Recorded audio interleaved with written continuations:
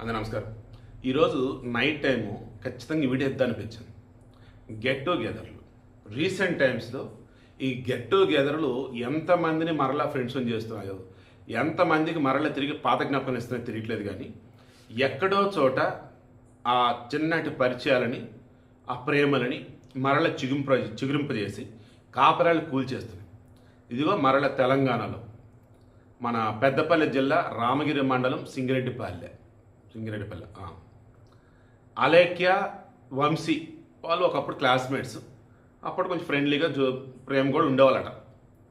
మన get together అప్పుడు మరలా కలిశారు, ఫోన్ నెంబర్లు ఎక్స్చేంజ్ అయ్యారు. ఇక ఆ తర్వాత నుంచి ఒక వర్షన్ ఏమో వాడి అమ్మాయిని వేధిస్తుంటే వాళ్ళ ఆయన చెప్పాడు, అప్పుడు స్కెచ్ చేసి చంపారని ఒక వర్షన్.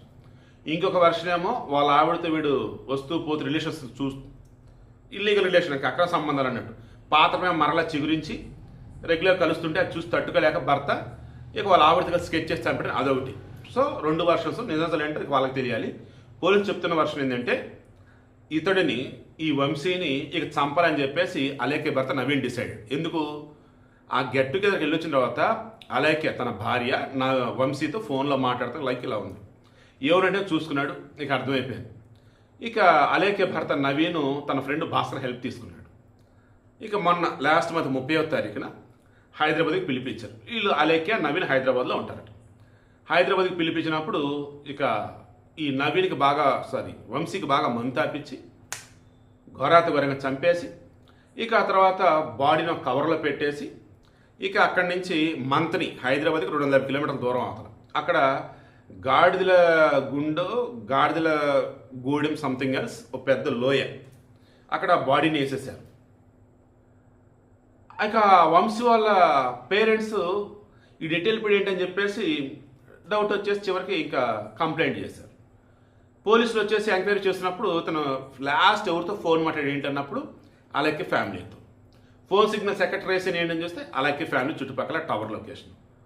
గెట్ టుగెదర్ అప్పుడుకి క్రాస్ చెక్ చేసినప్పుడు అలేఖ్యతో క్లోజ్ అయినట్టు తెలిసింది. విచారణ చేస్తే అలేఖ్య భర్త నవీన్ ఒప్పుకున్నాడు, నేను భాస్కర్ ఇద్దరు కలిపి చంపేస్తాను. అలేఖ్య భర్త నవీన్ ఫ్రెండ్ భాస్కర్ ముగ్గురు జైల్లో ఉన్నారు. సో ఓవరాల్ మీకు ఏమర్థమైంది? మనది కానీ మనకు వద్దురా. ఒకసారో 2 సార్లు తెలుసో తెలియక సెక్సువల్ కలిసిన ఫోన్లో ఆన్లైన్లో వీడియో కాల్స్ అయినా మామూలుగా ఏదైనా కానీ రెగ్యులర్గా వాట్ ఎవర్ ఇట్ ఈస్, అది తప్పని మనకు అర్థమైనప్పుడు, అది మనది కాదని మనకు తెలిసినప్పుడు దూరం పెట్టేయండి, దూరం జరగండి. ఆడైనా మగైనా జ్ఞాపకాన్ని ఉంచడం తప్ప అది జర్నీ చేయాలంటే అనుకుంటూ ఉంటే ఇదిగో ఇలాగే ఉంటాయి. దయచేసి ఇక్కడి నుంచి అన్నా గెట్ టుగెదర్లు అంటే చిన్ననాటి స్నేహాలను మరలా గుర్తు చేసుకునేటువంటివి ఒక ఫంక్షన్ లాగా అనుకోండి తప్ప కొత్త ప్రేమలు చిగురింపు చేసే ఫంక్షన్ అని మాత్రం అనుకోకండి.